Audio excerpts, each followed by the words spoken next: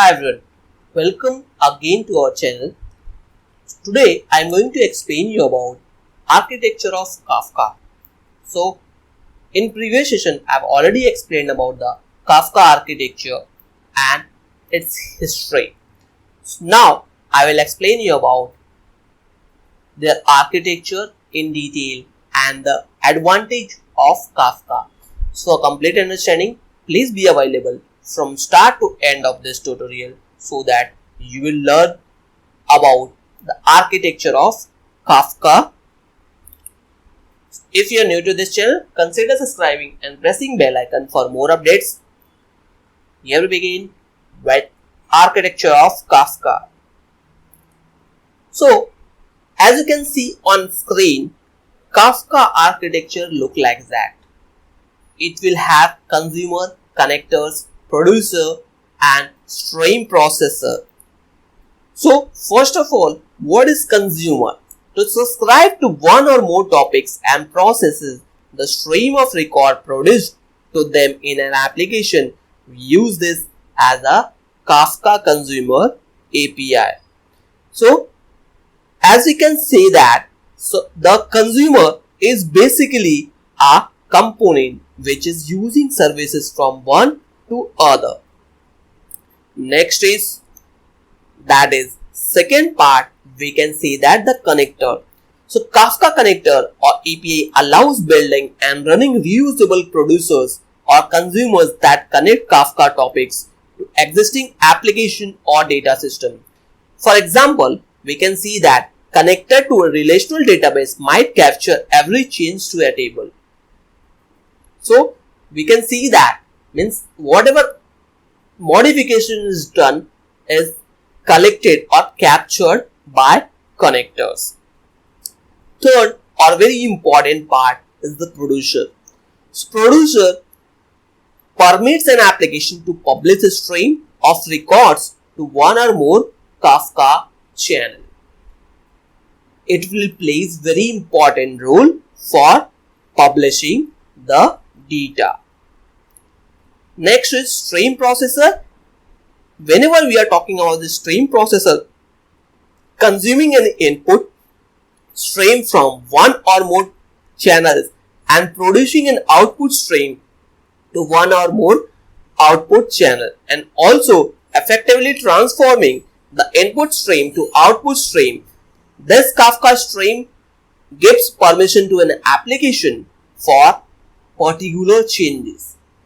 So this will consume as. So these all are application and these are data flow which will contain transmission of data from one place to other, and every department plays their actual role for performing Kafka determination and that will make Kafka very useful and advanced.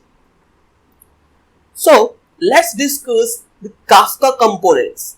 So whenever we are talking about the Kafka components, Kafka stores and organizes message across its system which will call as topics. So Kafka stores and organizes messages across its system and essentially a collection of messages are topics. In addition, we can replicate and partition topics.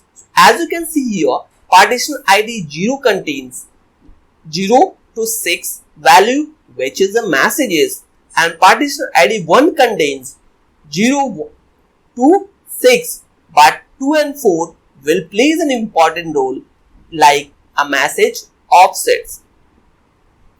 So whenever we are talking about to replicate refers to copies and partition refer to the division, also visualize them as logs, wherein Kafka store messages. However, this ability to replicate and partitioning topics is one of the factors that enables Kafka fault tolerance and scalability.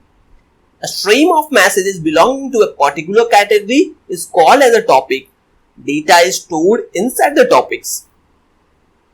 Then next is Kafka producer. So it publishes, as I already said in the previous slide, it publishes message to a Kafka topic.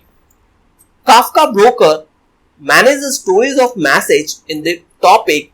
If Kafka have more than one broker, that is what we call a Kafka cluster. Kafka Zookeeper plays a very important role to offer the broker with metadata about the processes running in the system and to facilitate health checking and broker leadership elections. Kafka uses Kafka Zookeeper. So this is all about the components of the Kafka. Let's discuss the advantages and disadvantages of Kafka. Kafka definitely provides high throughput, which we can see that Kafka is capable of handling high velocity and high volume data using not so large hardware. It is capable of supporting massive throughput of thousands of messages per second. Second is low latency. Kafka is able to handle these messages and very low latency of the range of milliseconds demanded by most of new use cases. Third is fault tolerant. The inherent capability of Kafka to be resistant to node or machine's failure within a cluster. Fourth is durability. So data and messages are persistent on disk, making it durable, and messages are also replicated. So whenever there is an advantage, definitely there is a disadvantage as well. So let's discuss what all disadvantages are there in Kafka.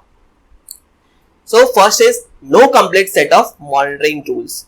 It seems that it lacks a full set of management and monitoring tools. Hence, enterprise support staff felt anxious and fearful about choosing Kafka and supporting it in the long run.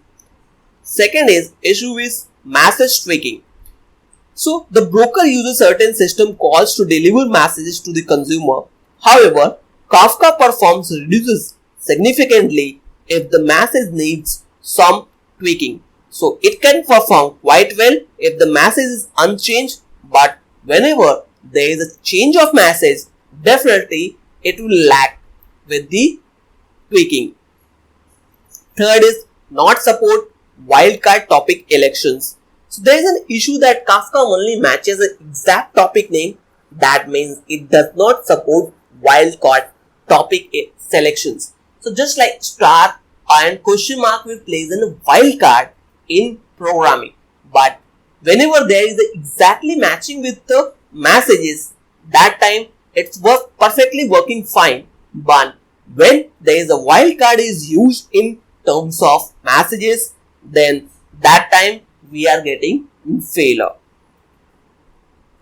So fourth is lack of pace. So there can be a problem because of the lack of pace, while API which are needed by other language are maintained by different individuals and corporates.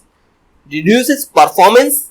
Definitely whenever individual message size, however the broker consumes start compressing these messages, the size increase. Due to this, when decompressed, definitely quality is going down. It always behaves clumsy, just like it starts behaving a bit clumsy and slow when the number of queue in Kafka cluster increases.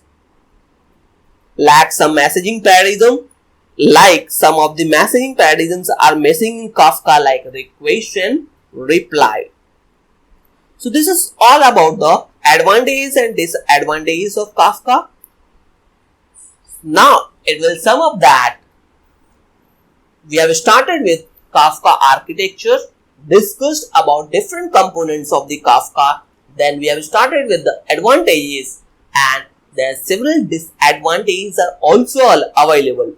But when we are summarizing, Kafka provides a very good latency, durability, scalability and reliability. So whenever we are summarizing this contents, that will become Kafka useful in an organizations. So this is all about the architecture of Kafka. Hope you understand it. If you have any queries or comment, please comment in the comment section so that I will check and revert with the resolution.